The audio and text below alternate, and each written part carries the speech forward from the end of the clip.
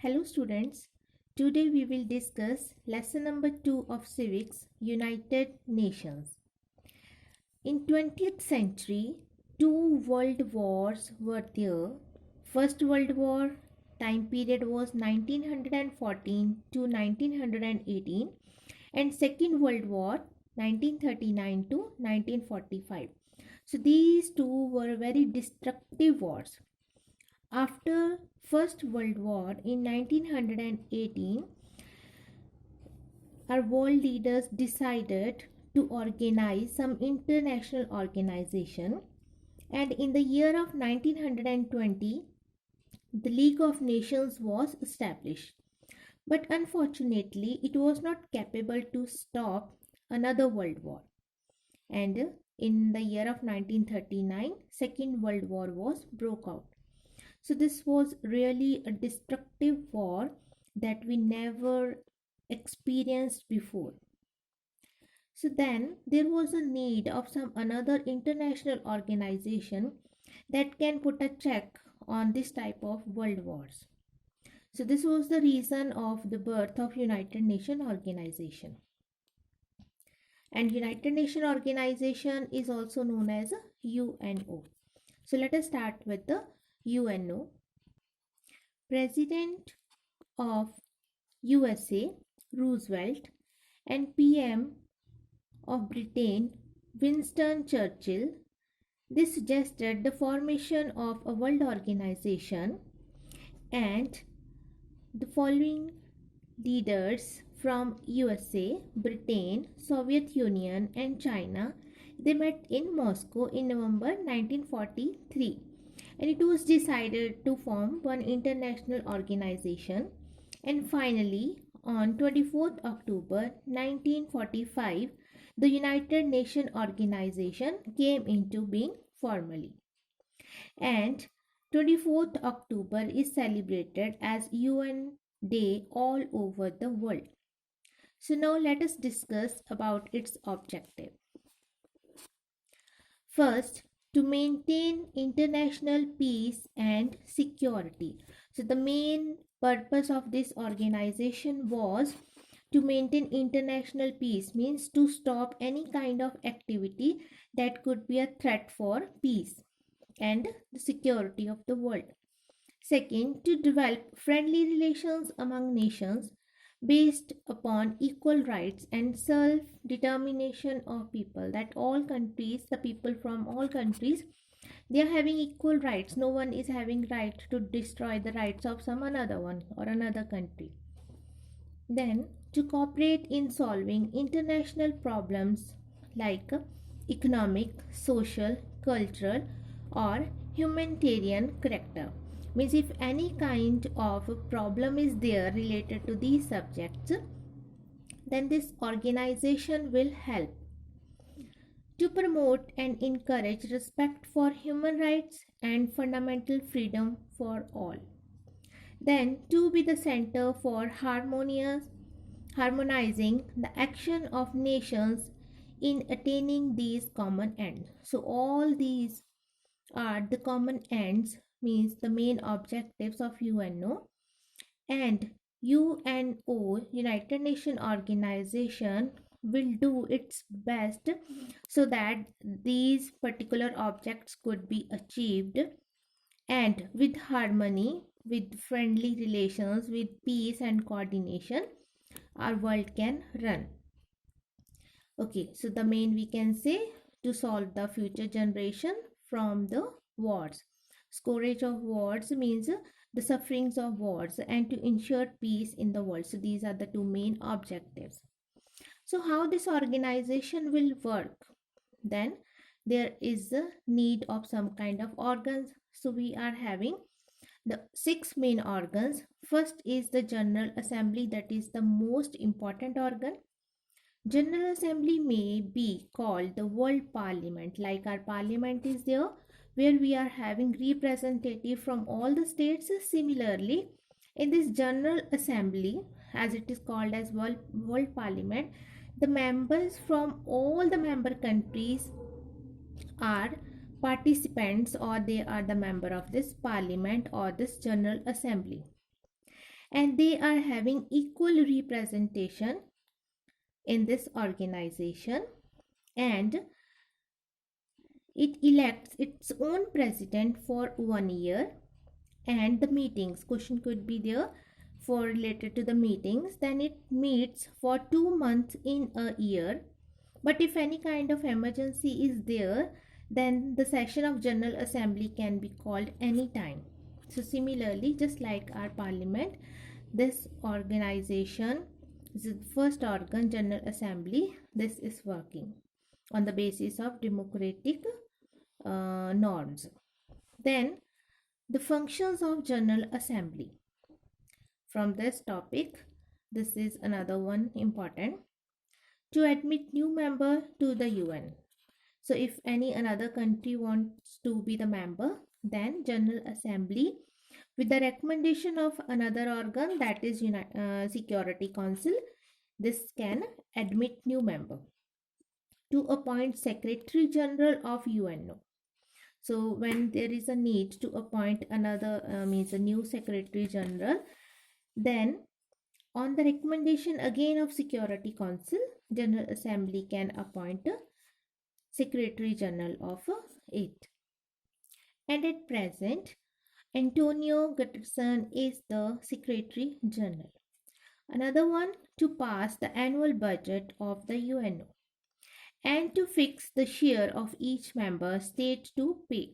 Just like we are paying taxes so that our country's administration can run properly, so it also required money. Then annual budget will be fixed, and the member countries, how much member countries will pay, their share will also be decided by this. To draw the attention of the Security Council whenever it finds that the peace of the world is endangered by the action of one or more states. So Security Council is the second another very important organ that is having the responsibility for the world's peace. If any threat to world peace is there, then General Assembly will draw the attention of the same to the Security Council. Second main organ, the Security Council. Security Council, as I told you, most important organ of the UN. And there are two types of member in this. First, those who are known as permanent members, and another non-permanent members. Question could be there, name the permanent members, that are USA, UK, France, Russia and China. So these are the 5 permanent members, and 10 non-permanent members will be elected by General Assembly. Or by whom non-permanent members will be elected? By General Assembly, and tenure of these non-permanent members are 2 years. Okay, and no country can be elected as a member immediately on the expiry of its term. For example, from India, member means India elected as non-permanent member, and after 2 years that tenure will be expired. Then according to the rules, immediately after that retirement, member in this India cannot be re-elected, but after 2 years again it can be elected. And the decisions of Security Council are taken by majority. But if some kind of dispute is there, like half members are in favor and half are against, then there is one source how to get the result. Then there is special power in the hand of these 5 permanent members. But another thing, that is, when any decision is there to be taken, then it is must for these 5 members to be in favor of that. So for example, 4 members are in favor but one is against that, still problem is there, decision cannot be taken. So if one member is against that decision, then one procedure is known as veto power, and this veto power is in the hand of only 5 permanent members. Then, if veto power is used by a single permanent member, like then one permanent member is not in favor of that decision, then definitely trouble is there for the UNO system and decision cannot be taken. It means 5 permanent members are must to agree for some kind of decision. Then, functions. First, it can investigate disputes and recommended ways and means for peaceful settlement. So if any kind of dispute is there between two countries, more than two countries, then the Security Council will find out the ways to create a peace or to create a peaceful settlement. What it can do, it can ask the fighting nations to settle their differences by peaceful means. For example, it may suggest to them mediation or arbitration, means some kind of a mediator, some kind of another country or Security Council itself can behave just like a mediator to settle down the disputes. It can impose an embargo on nations that do not act according to the directions of the Security Council. For example, some country is not ready to listen, that is doing work that could be a threat to the world peace, then it can impose an embargo, means trade relations with that countries could be stopped. It can order military action also against the state which persists the disturbing the peace and security of the world. Military action could also be taken against the country that is creating a threat to the peace. And it can also recommend the admission of new members state, like we discussed already, that with General Assembly, with the discussion of Security Council, they can elect or appoint a new member. Then third organ is the Economic and Social Council. There are 54 members in the Economic and Social Council of UNO, and these members are elected by General Assembly. Tenure is 3 years.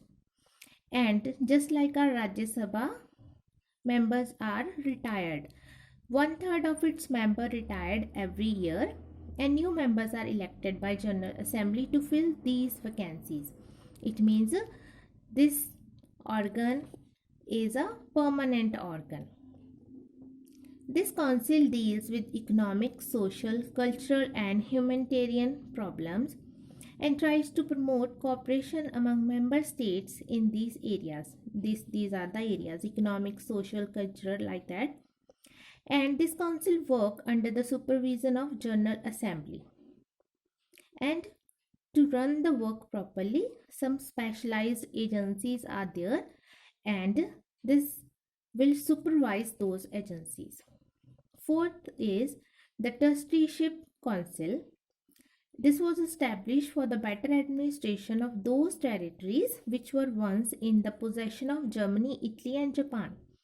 So earlier, these countries or the territories were under the control or under the possession of Germany, Italy, and Japan. Like kind of, for example, before 1947, India was under the control of Britain. Similarly, so this trusteeship council was established to run the administration of those countries which were under the possession of Germany, Italy, and Japan, so that better administration could be provided to those territories or those areas for the betterment of the people of those areas, for the betterment of the economy of that particular area. Then is International Court of Justice, like we are having Supreme Court similarly, and under its organization 15 judges are there, and those are elected jointly by General Assembly and the Security Council. And tenure of these judges are 9 years, and again permanent, so retirement will be there on the basis of 1/3 judges retired every 3 years, and no two judges should belong to one country. Like if one judge is appointed from India, then before that judge's retirement, another judge cannot be appointed from India. So, not more than one judge can be appointed from one particular country, and retired judges can be re-elected. And the headquarter of this International Court of Justice is in Hague in Holland. And the court gives legal opinions. So these are the functions. It will give legal, or it can give legal opinion to any organ of the United Nations if it is requested. But the opinion is not binding on the UN organs. Means other organs are not bound to be agree or to accept the advice given by this International Court of Justice. And the court also decides legal matters between states. Like Supreme Court is there to decide legal matters between the states of India. So here between the member countries, if any dispute or legal matter is there, then this International Court of Justice, it will decide the matter. And the court also decided, but it can do so only when both or all the contending parties agree to bring the issue before the court. So till the time those particular countries, those who are having dispute in between them, if they are ready to bring that issue before the court, then only this court can decide that or provide that legal solution. Otherwise it can't. We should be proud that, so this is related to that one member from India was a member or was a judge of this international court. Examples are given here, like Shri B.N. Ran and Dr. Nagendra Singh of India served in the International Court of Justice. So these are the examples. Another organ is the Secretariat. The Secretariat is the administrative wing of the UNO to run the administration. This organ is there. And the Secretariat is headed by the Secretary General, who acts as the de facto spokesman and leader of UN. The current Secretary General is Antonio Guterres, who took over from Ban Ki-moon in 2017. And in this, near about 10,000 persons staff are there, and these members are elected from different countries. As international employees, they have to take an oath that they will not receive any instructions from their own countries, because when they will be appointed as a member of Secretariat, they will be the member of United Nations organization. So they will be faithful towards this organization, not towards their own country. So they will receive the direction from this particular organ, not from their own country. Okay, to run the work properly, some specialized agencies are there, those who will do their work properly. These are number 1, United Nations Educational, Scientific and Cultural Organization, that is known as UNESCO. Sometime in paper they can ask the full form of UNESCO or the name of special agencies of UNO. Okay, so this UNESCO came into being on November 4th, 1945. Functions: first, to promote knowledge, to spread knowledge in all the member countries or in the world. Then to promote adult education, those who were not able to get education and now they are above 18 years of age, to promote education in that. To provide educational experts to member states. So they will provide experts to the member countries so that education can be promoted. or improved. Then to secure cooperation of all member states so as to promote science and technology for the benefits of all, and to develop cultural cooperation and cordial relation means friendly relations for the better understanding of one and other.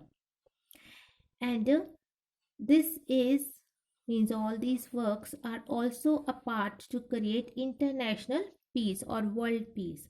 So this is having very important role in this United Nations organization.